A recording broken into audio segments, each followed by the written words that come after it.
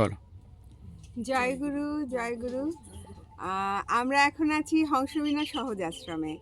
এই আশ্রমটি ১ বছর আগে প্রতিষ্ঠিত হয়েছে। ২০২৩ সালে ২৭শে সেপ্টেম্বর এই আশ্রমের উদ্বোধন করেছেন আমাদের গুরু শ্রীমতী পার্বতী বাউল। তারই আদেশে, অনুপ্রেরণায় আমরা এই আশ্রমটি শুরু করেছি। এটি একটি শিক্ষা, সংস্কৃতি এবং আধ্যাত্মিকতার স্থান। এখানে ছোট ছোট বাচ্চাদের নিয়ে, গ্রামের বাচ্চাদের নিয়ে আমরা শিক্ষা, সংস্কৃতি এবং আধ্যাত্মিকতা বিষয়েই কাজ করে চলেছি।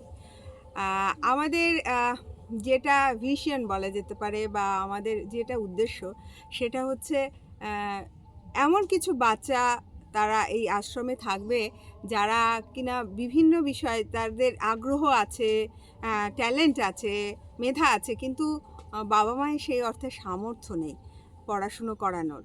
তো আমাদের ইচ্ছা এইরকম কিছু বাচ্চাকে নিয়ে আমরা এই আশ্রমে আবাসিকভাবে রেখে তাদের সম্পূর্ণরূপে শিক্ষার উপযুক্ত করে তোলা, তাদের জীবনে উপযুক্ত করে তোলা, এটা আমাদের লক্ষ্য।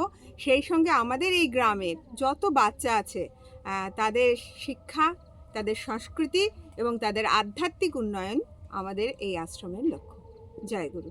আর আজকে আমরা এখন যে অনুষ্ঠানটা হচ্ছে, এটা হচ্ছে ওদের একটা আঁকা প্রতিযোগিতা হচ্ছে, এবং সেই সঙ্গে একটু পরেই মায়েরা আসবেন। গ্রামের কিছু মায়েদেরকে আজকে শীতের বস্ত্র প্রদান করা হবে আশ্রমের তরফ থেকে। জয় গুরু।